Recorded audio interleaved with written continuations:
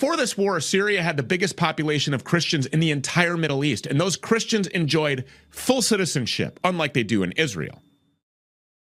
Syria, before 2011, was a modern country with a thriving culture, a good economy.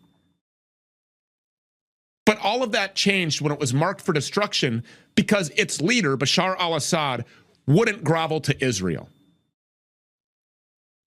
Wouldn't let the international Rothschild-run banking cartel gut his nation. And so they decided to take him out. Just like Saddam Hussein. Just like Muammar Gaddafi. And now Assad is the last one standing until you get to Iran. This isn't happening organically. It never has. This is being directed by Israelis and their bitches in the United States government.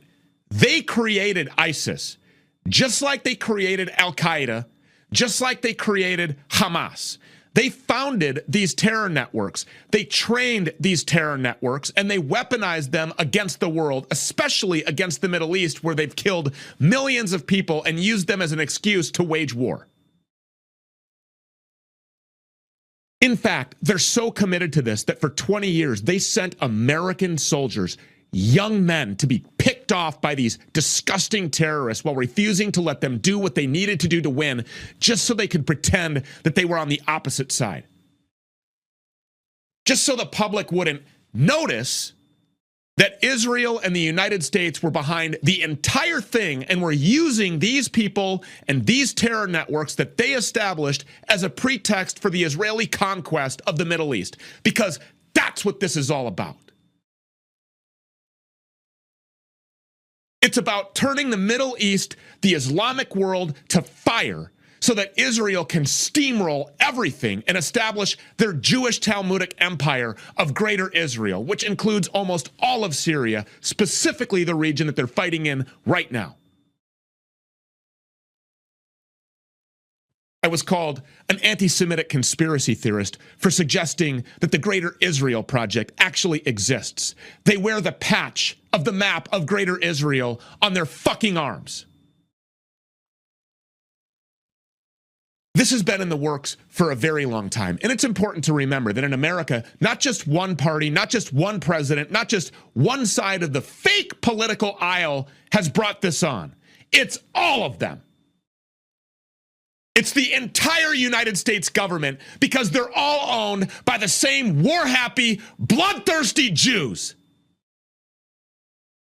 It was Reagan who gave millions of dollars to the Taliban. It was George H.W. Bush who went to war with Saddam Hussein the first time around. It was Bill Clinton who starved 500,000 Iraqi children to death with sanctions and no-fly zones.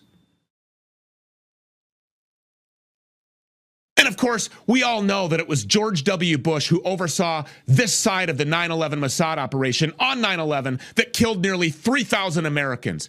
He sent America to Afghanistan. He sent America back to Iraq. When Obama was in office, he started the Syrian civil war. He founded ISIS with Benjamin Netanyahu. When Trump was in office for the first time, he bombed Syria and Syrian troops who were fighting the terrorists, and he did it more than once. He even bombed Russians in Syria because they were helping Bashar al-Assad fight ISIS. American troops, young American men, under Obama, under Trump, and under Biden, have been sent to Syria. They have been killed. They have been tasked with helping select factions of these rebel groups to fight their war. The United States would love to pretend that we're fighting some kind of righteous war on terrorism, but in reality, we're the ones creating the terrorism.